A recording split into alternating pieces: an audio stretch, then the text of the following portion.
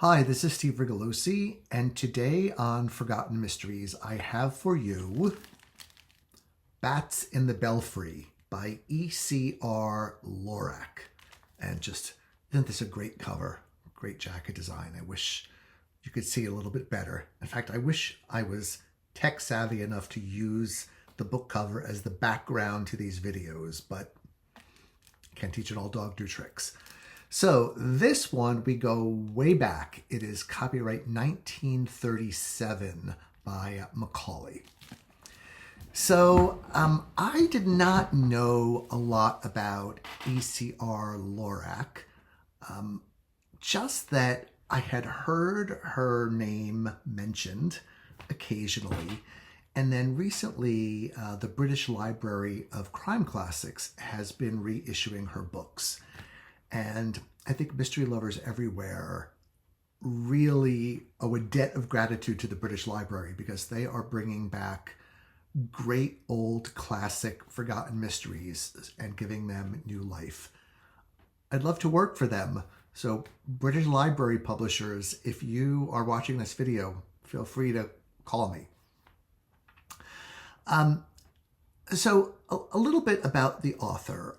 It is a pseudonym. The author's real name was Edith Caroline Rivett, hence the ECR in ECR Lorac. And then Lorac is Carol spelled backwards. So there's lots of layers of anonymity and playing going on there. And I have to say, she is really hard to find in hardback. These books are really rare, and for that reason, they are expensive. So when I was able to get my little hands on one of her books for a reasonable price, I jumped at the chance. And I've been saving it for, I don't know, just a time when I'm really in the mood for something quite that old. I usually like a little bit later, 40s, 50s, 60s, but sometimes it's fun to go back even earlier than that, and that is what is happening here. Interesting thing is, this is a case of a publisher outright lying to the reading public, in that the front flap specifically refers to Mr. Lorac. So the publisher was definitely putting forth the author as a man, and certainly we've seen kind of an arc happening with that, where, I don't know, maybe 20 years ago, many women, like J.K. Rowling, were using their initials to try to maybe disguise the fact that they were women, because they perceived a discrimination against them by agents, publishers, the reading public, etc. I think there's less of that going on now, and in fact, women probably have a bit of a leg up in the modern fiction publishing world. And before people start screaming at me, because I know you're going to, I just want you to go to the new fiction section of Barnes & Noble and count the number of books by women versus men. And you will see that the proportion is not nearly even.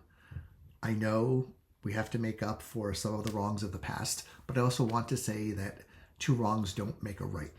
So I would hate to think that there were really talented male authors out there, writers, trying to get a break and who are not being even given a chance by agents and editors. And I suspect that is happening because I've heard a lot of stories about it.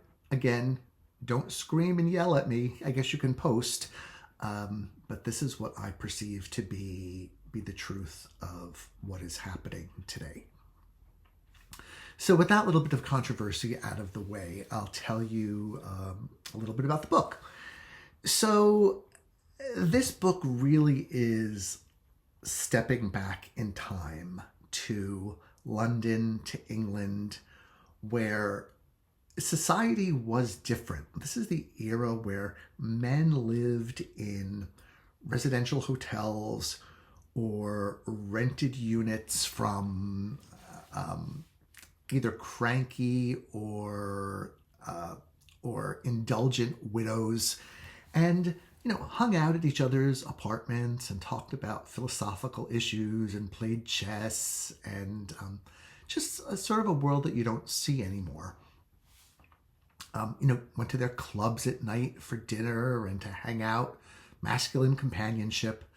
And interestingly, in this book, one of the characters, a young woman, Elizabeth Lee, is a member of a women's club. And I hadn't really heard about women's clubs before in England. I kind of have the sense that it was kind of a residential hotel / club where young women of certain means, not super wealthy but not indigent, could live somewhat independently. So that was an interesting part of English society to see. It does fit into the golden age of mystery description in that there are strange things going on, and the murders are investigated by a member of Scotland Yard, Macdonald.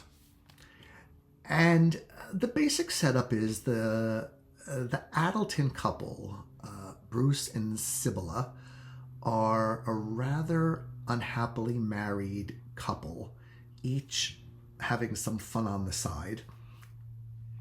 And Bruce is murdered under very strange circumstances. And I want to give props to E.C.R. Lorac for the way she disposes of this body. This is a really good body disposal. When I think of really classic body disposals, I think what comes to mind, and probably a lot of you would think this too, is Michael Gilbert's Small Bone Deceased. That was a great body disposal. And Lorac has some fun by having her first chapter talk about sort of speculative, fun, witty conversations about, a contest to determine who comes up with the best idea for getting rid of a body, purely speculative. Then, of course, it becomes a reality in the course of the book. And I don't want to tell you how it's done because I think you'll have fun finding out about it. An interesting thing about this book is the structure, in that, like a lot of books of this era, it dumps a lot of characters on you in the first chapter. And I've read a lot of reviews lately of modern books where modern readers don't seem to have a lot of patience, or don't seem to have the brain bandwidth to handle a lot of characters dumped on them at one time. I think that probably the Golden Age writers didn't worry so much more about that. And it really isn't a problem, I think, if the author has drawn each character well right from the start. It's when they're all sort of amorphous and have similar names and aren't really distinguished that they get confused in the reader's mind. And that's the case here. Even though Lorac introduces almost her entire cast in the first chapter, you have a sense right from the beginning of who they are, and you can remember their names and what they look like and what they do. And so I have to give her props for that. The Belfry refers to an artist's studio that is kind of crumbling down in London, where mysterious goings-on take place. Bruce Addleton disappears, and his friends try to find out what's happened to him, and at the same time, Inspector Macdonald is trying to figure out what's happening at the same time.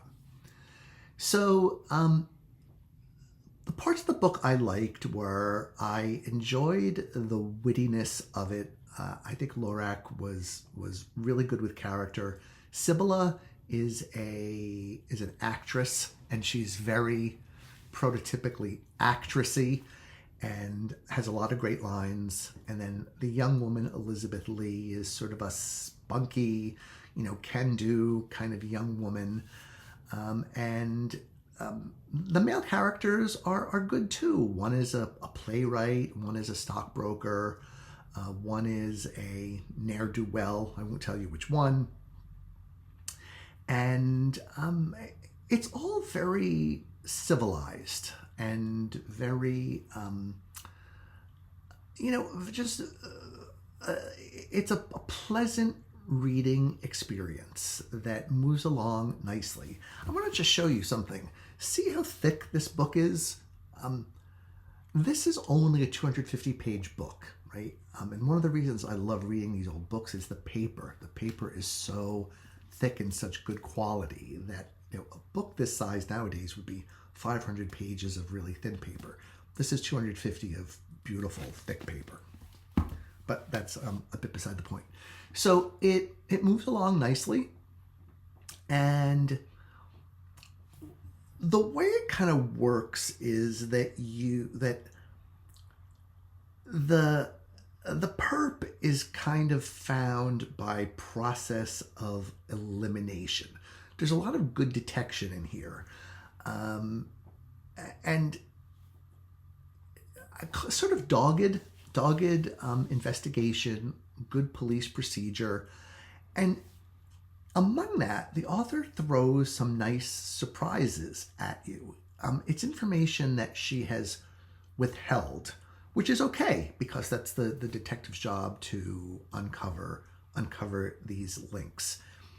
And what ends up being the motive is actually pretty well prepared for and makes a lot of sense, even if I would say at the end of the day, the plot, at the end of the day, it does stretch the boundaries of what feels realistic.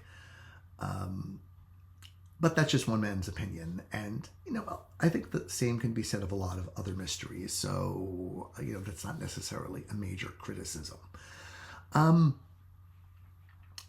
In terms of the cons, I can't really say that there was anything that I didn't like about this book. It kept me entertained. It introduced me to a writer I'd been wanting to read for a while, and it made me think that, yes, I would like to read more of this writer, because it's clear she was highly respected. When you read a book from this era, you do have to expect to see things that would make editors have heart attacks nowadays. So one of the characters is anti-Semitic, and that actually plays a role in the plot. So it was the 1930s England. There was some anti-Semitism in there. There's been much ink spilled over whether Agatha Christie was anti-Semitic too. I'm not coming down on either side of that controversy. I'm just saying that that's something to prepare for. Something that I found a little amusing are the frequent references to, there's this one character, I guess, who's supposed to be of Italian heritage, although he really is more French in his presentation, and they keep referring to him as a Dago, which I think of as, sort of an ethnic slur for Italian people, and as a person of Italian extraction. I guess maybe I should have been more offended by that, but I wasn't. It was what it was, and I guess Italians even to this day remain one of the groups of people that can be kind of stereotypically portrayed without the person who created that character get in a lot of trouble. Just the way it is, we Italians are happy-go-lucky and don't take offense that easily. Or at least the Italian and Italian Americans I know. So that's what I've got for you today. I hope you'll think about giving E.C. Lorac a try. Go to Amazon, look for the British Library re-releases, maybe read some plot summaries, see if any of them appeal to you. And I'd love to hear more recommendations for her other books that people really liked, because I do want to read more of her. Oh, one last thing I should say, a little bit on the con side, is that while I found Macdonald to be a very competent investigator and a good man, and I enjoyed his company, there's not really anything special about him. He doesn't have any of those quirks or personality traits or anything really beyond his identity as a policeman. And it's always nice, if you read like Ed McBain's books, the cops are always very distinctive and have their quirks, and so do a lot of other, modern detectives. Hercule Poirot, certainly had his mustaches and his little gray cells and his utter conceit. And Miss Marple, everybody knows she was the little old lady who played the fool, but who was sharp as a tack. But don't let that stop you, because I think that a lot of golden age detectives sort of fit that almost generic cop feel. There's a whole bunch of other books and other writers advertised on the back of this book. I have heard of none of them. So now I wonder, do I go down the rabbit hole of trying to look some of them up and read some of their works, or do I just focus on like the 50 books I have lined up behind me that I still need to read? Probably that is what I will do. So thank you for listening. I'm looking at my little time button down there in the left corner and realizing this video has gone on longer than my other ones. I thank you for your indulgence, and I will be back next time I have a good or interesting or old or forgotten book to share with you. Thank you.